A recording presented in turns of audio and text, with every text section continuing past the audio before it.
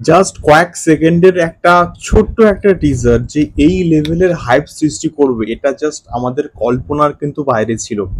Hello guys, I am Deep and welcome back to my channel Deep exclusive. তো এখন আমি এই ভিডিওর মধ্যে কথা বলবো অবশ্যই দুটো বিষয়কে নিয়ে। দেবদার ধূমকেতুকে নিয়ে তো অবশ্যই কথা বলবো, কিন্তু তার আগে যেটাকে নিয়ে কথা বলতে হবে সেটা হচ্ছে গিয়ে আমির খানের কিন্তু একটা ফার্স্ট লুক কোথাও গিয়ে ড্রপ করা হয়েছে ফ্রম দ্য মুভি কুলি, এবং রজনীকান্তের এবং লোকেশের ছবি কুলি, এবং যার মিউজিক কিন্তু করছে অনিরুদ্ধ, যার ফার্স্ট গানটা কিন্তু প্রচন্ড ভালো একটা কিন্তু কোথাও গিয়ে রেসপন্স পেয়েছে। তো এইখানে আমির খানকে আমরা যে অবতারে বা যে লুকে কোথাও গিয়ে দেখতে পাচ্ছি সেটা অসম্ভব ভালো, এবং তাকে এই রকম অবতারে আমরা কিন্তু বহুদিন কিন্তু দেখিনি। এবং ওই রকম একটা হেয়ার স্টাইল, ওই রকম একটা কানে ইয়াররিংস আছে, এবং তার সঙ্গে সঙ্গে একটা কিন্তু চুরু ধরিয়ে সে দাঁড়িয়ে আছে, এবং ব্যাপারটা ওই ব্ল্যাক অ্যান্ড হোয়াইট টাইপের যে লুকটা এখানে হচ্ছে গিয়ে রিলিজ করা হচ্ছে সেটা প্রচন্ড কিন্তু মাসি অ্যাপ্রোচ কিন্তু লাগছে। এবং লোকেশের ছবি এবং তার সঙ্গে সঙ্গে রজনীকান্তের সঙ্গে একটা হিউজ কানেকশন কিন্তু থাকবে, এবং এবং একটা ফেস অপর না কি হবে এটাও আমরা কিন্তু শুনতে পাচ্ছিলাম। বাট আমির খানকে এইরকম একটা মাসি অবতারে আমরা বহুদিন পর কিন্তু দেখছি অ্যাটলিস্ট, এবং এইরকম আমির খানকে তো আমরা দেখতে চাই, যে আমির খান অনেকদিন ধরে কিন্তু হারিয়ে গেছিল।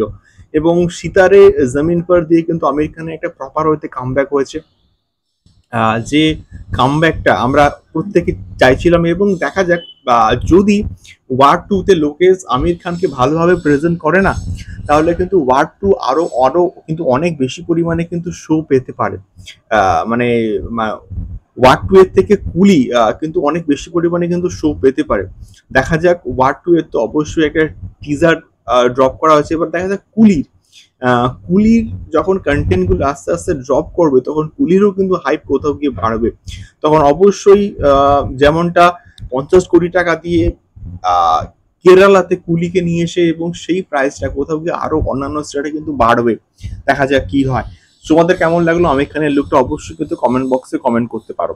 দ্বিতীয়ত যে বিষয়টাকে নিয়ে কথা বলবো, ধূমকেতুকে নিয়ে এসে ধূমকেতুর প্রথম গানের টিজার কোথাও গিয়ে ড্রপ করা হয়েছে, এবং তোমরা নোটিস করেছো কিনা আমি ঠিক জানি না, যখন প্রথম টিজারটা যখন ড্রপ করা হয় না তখন কিন্তু ফেসবুকে ভিউজের একটা কিন্তু ক্র্যাশ হয়ে গেছিল।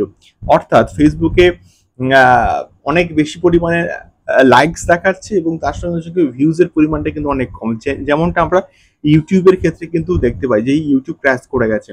তো তেমনটা কিন্তু প্রাথমিক অবস্থায় হয়েছিল। দ্বিতীয়ত কথা হচ্ছে, এখন বর্তমান আমি যখন এই ভিডিওটাকে তৈরি করছি 300K ভিউজ শুধুমাত্র দেবদার পেজ থেকে কিন্তু জাস্ট অ্যাচিভ করে ফেলেছে, এবং যেটা সত্যি বলতে হিউজ। এক এক থেকে 2 ঘন্টার মতো ম্যাক্সিমাম হয়েছে, তার মধ্যে এই লেভেলের ভিউজ অ্যাচিভ করাটা বস, তাহলে বুঝতেই হবে যে দেব শুভশ্রীর জুটি একটা হিউজ লেভেলে ক্রেজ রয়েছে। এবং তার সঙ্গে সঙ্গে অরিজিৎ সিং এবং শ্রেয়া ঘোষালের মধ্যেকার যে ডুয়োটা সেটাও একটা মারাত্মক লেভেলে হাইপ সৃষ্টি করবে। এবং এই গানটা কোথাও গিয়ে সুপার হিট ট্যাগ কিন্তু অবভিয়াসলি পাবে। দেখা যাক কি হয়। তোমাদের কি মতামত অবশ্যই কমেন্ট বক্সে কমেন্ট করে আমাদেরকে শেয়ার করতে পারো। দেখা হচ্ছে পরবর্তী ভিডিওতে। টাটা।